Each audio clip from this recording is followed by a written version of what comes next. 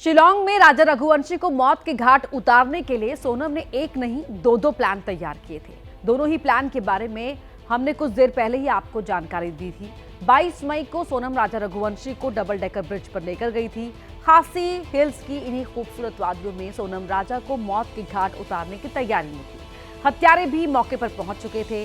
23 मई को सोनम सुनसान वादियों की 4000 सीढ़ियों को पार कर वापस लौटी। डबल डेकर ब्रिज की नाकामी को पीछे छोड़ सोनम और हत्यारों ने प्लान बी पर काम करना शुरू किया। 8 किलोमीटर दूर वेई सवाडोंग पहुंचकर राजा की हत्या को अंजाम दिया गया। डबल डेकर ब्रिज से लेकर वो सोडोंग फॉल तक की इस पूरी वारदात को इस एक्सक्लूसिव रिपोर्ट में समझिए।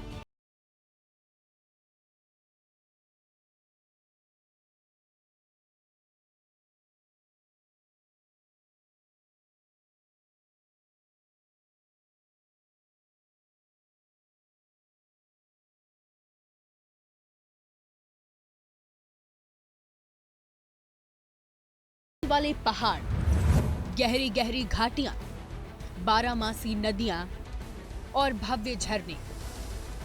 नैसर्गिकता का ये विहंगम दृश्य मेघालय की खासी हिल्स का है, जिसे प्रकृति का स्वर्ग भी कहा जाता है। लेकिन किसे पता था 22 और 23 मई को ये स्वर्ग साजिश की सीढ़ी साबित होगा। खासी हिल्स की यही वो खाई है जिसने 23 मई को राजा रघुवंशी को मौत की साजिश में धकेला। इन्हीं घने घने जंगलों में दफन है राजा रघुवंशी की साजिश के सबूत। राजा रघुवंशी हत्याकांड की इन्हीं कड़ियों को जोड़ने ग्राउंड जीरो पर पहुंचे एबीपी न्यूज संवाददाता मनोज वर्मा। शिलांग का ये वो वीडियो है जिसमें राजा रघुवंशी आखिरी बार नजर आया था। वीडियो में सोनम भी दिख रही है, जो फोन के जरिए किसी से संपर्क कर रही है। कुछ देर बाद राजा और सोनम स्कूटी से खासी हिल्स की तरफ निकल जाते हैं। एबीपी न्यूज पहुंचा है चेरापूंजी के मावल ख्यात में। ये वो जगह है जहां पर राजा रघुवंशी और सोनम ने अपनी स्कूटी पार्क की थी। ये वो जगह है, ये वो पार्किंग है जहां पर स्कूटी को पार्क किया गया था और यहां से फिर वो डबल डेकर ब्रिज की तरफ चले गए थे। खासी हिल्स पहुंचने वाले पर्यटकों का डबल डेकर ब्रिज पहुंचना आम बात है, लेकिन सोनम ने यहां पहुंचने के लिए आम रास्ता नहीं चुना। उसने सुनसान, खराब और लंबे रास्ते को चुना। एबीपी न्यूज संवाददाता भी उसी पड़ताल में डबल डेकर ब्रिज पहुंचने के लिए दुर्गम रास्ते पर निकल पड़े। इस वक्त मैं जहां पर मौजूद हूं, ये डबल डेकर ब्रिज पर जाने का एकदम सुनसान रास्ता है और अब यहां पर चलने के बाद ये समझ में आ रहा है कि आखिरकार सोनम ने अपने पति राजा रघुवंशी को मौत के घाट उतारने के लिए इस रास्ते को क्यों चुना, क्योंकि यहाँ पर कोई भी मौजूद इस वक्त नहीं है और उस दिन भी यहाँ पर ज्यादा लोग मौजूद नहीं थे। 22 मई को सोनम और राजा ने डबल डेकर ब्रिज तक जाने के लिए गाइड हायर किया। खासी हिल्स की इन्हीं कंदराओं से कई हजार सीढ़ियों का सफर तय कर सोनम और राजा डबल डेकर ब्रिज पर पहुंचे, जहां एबीपी न्यूज को साजिश के नए तार मिले। साजिश के तहत सोनम अपने पति राजा रघुवंशी को लेकर इसी डबल डेकर ब्रिज के पास पहुंची।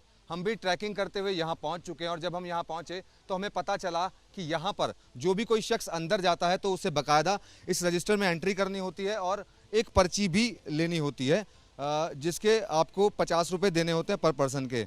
ये 22 तारीख का वो रजिस्टर है जिसमें मैंने काफ़ी कोशिश की तलाशने की कि इसमें कहीं पर सोनम रघुवंशी या फिर राजा रघुवंशी का नाम हो, लेकिन मुझे इस रजिस्टर में वो नाम नज़र नहीं आ रहा है क्योंकि इस कत्ल की प्लानिंग पहले ही कर ली गई थी। यही वजह है कि हो सकता है कि सोनम ने इसमें जो नाम लिखा हो वो गलत लिखा हो।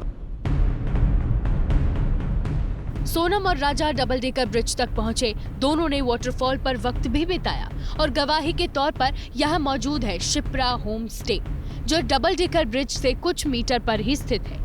यहीं सोनम और राजा रघुवंशी ने 22 अप्रैल की रात गुजारी थी, जो राजा रघुवंशी की आखिरी रात साबित हुई। ये वो कमरा नंबर 4 है जिसके अंदर सोनम रघुवंशी और राजा रघुवंशी रुके थे। तस्वीरें आप इस कमरे की देख सकते हैं। जो यहाँ के ऑनर हैं उनसे हमारी बातचीत हुई। उनका साफ तौर पर यह कहना है कि जब वो दोनों यहाँ पर पहुंचे थे तो जो रजिस्टर के अंदर एंट्री होती है वो राजा रघुवंशी ने की थी और उसके अंदर सिर्फ राजा रघुवंशी ने अपना नाम मेंशन किया था और +1 किया था। यानी हो सकता है कि इसमें भी सोनम की कोई साजिश हो। जिस होम स्टे में सोनम और राजा ठहरे उसी के नजदीक में तीनों हत्यारे भी ठहरे हुए थे। अगले दिन सोनम और राजा तड़के डबल डेकर ब्रिज होते हुए वापस लौटे। इनके साथ वो तीनों हत्यारे भी मौजूद थे। तीनों ने राजा से अच्छी जान पहचान कर ली थी। रास्ते में राजा, सोनम और इन तीनों ने साथ में चाय भी पी थी। डबल डेकर ब्रिज जाने के रास्ते में एक चाय की दुकान है। सोनम और राजा रघुवंशी जब 23 तारीख को वापस लौट रहे थे तब वो यहाँ पर रुके थे और उन्होंने यहाँ पर चाय भी पी थी। इनकी माने तो यहाँ पर और भी टूरिस्ट मौजूद थे। हो सकता है कि उन टूरिस्टों में वो कातिल भी साथ में ही चल रहे हो, क्योंकि जिस तरीके से ऊपर जो एक गाइड थे उन्होंने भी ये बताया था कि जो 3 लोग थे उनके साथ जाते हुए देखा था, तो कहीं ना कहीं कातिल लगातार साथ चल रहे थे। 23 मई को डबल डेकर ब्रिज से राजा सुरक्षित लौट आया था, लेकिन सोनम समेत चारों शख्स उसके सिर पर मौत बनकर मंडरा रहे थे। इसके बाद सोनम, राजा और तीनों हत्यारे 2 स्कूटी पर सवार होकर वेई सौडोंग फॉल की तरफ चले, जहां वारदात को अंजाम दिया।